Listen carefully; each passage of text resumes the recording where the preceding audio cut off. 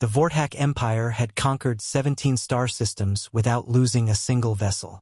Their crystalline exoskeletons could deflect plasma fire, their neural networks processed tactical data at superhuman speeds, and their bioengineered metabolism allowed them to survive in the vacuum of space for cycles at a time. For 3 millennia, they had been the undisputed apex predators of known space. Admiral Kethvar stood on the bridge of the dreadnought Eternal Dominion, his 6 eyes tracking the holographic display showing Earth's pathetic defenses. The third planet orbited a yellow dwarf star in what the inhabitants called the Sol System, a backwater location that had somehow developed spaceflight despite their laughably short lifespans and fragile biology. Scan results confirm initial intelligence, reported Navigation Officer Zildar. Carbon-based life forms, average mass 68 kilograms, lifespan approximately 75 stellar rotations. Their vessels appear to be constructed from crude metal alloys with primitive fusion drives. Kethvar's mandibles clicked in amusement. In 75 years, a Vortak barely reached adolescence.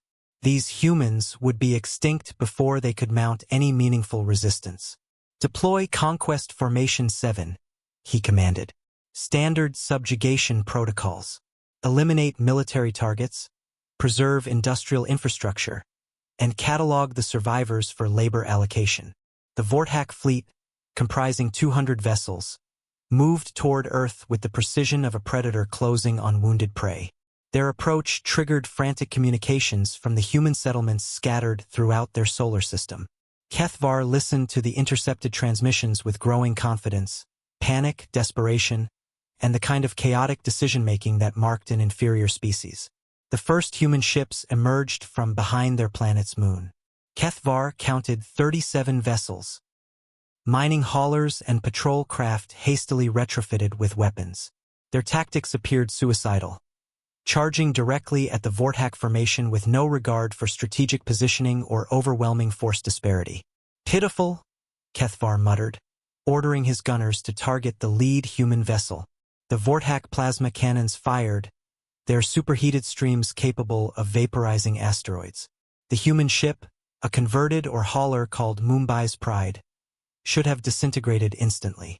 Instead, it continued forward, its hull glowing but intact. Impossible, breathed Zildar. Our weapons are having minimal effect. Kethvar's confidence wavered as more human ships closed distance, absorbing Vortak fire with inexplicable resilience. Then the humans opened fire.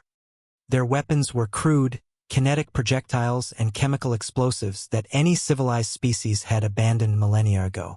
But they struck with devastating precision. The human ships moved erratically, unpredictably, like their pilots were making split-second decisions based on pure instinct rather than calculated strategy. A converted passenger liner rammed itself directly into the Vortak cruiser Crimson Talon, its dying crew somehow managing to detonate their fusion reactor at the moment of impact. The explosion took out 3 more Vortak vessels. Sir, we're receiving a transmission from the human command vessel, Zildar reported, his voice trembling. The image that appeared on their view screen showed a weathered human female with graying hair and scars across her face. Captain Elena Rodriguez of the Earth Defense Force spoke with calm authority that sent chills through Kethvar's exoskeleton. Vortak Fleet, this is Captain Rodriguez. You've made a tactical error. You assumed we'd fight like you, calculated, predictable, rational.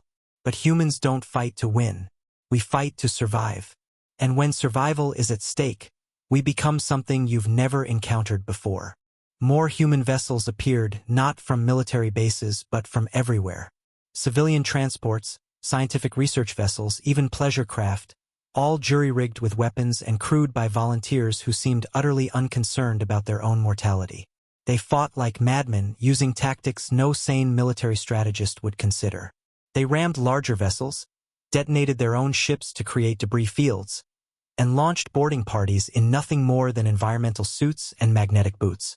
Kethvar watched in horror as his superior forces were systematically dismantled by an enemy that refused to follow any logical rules of engagement.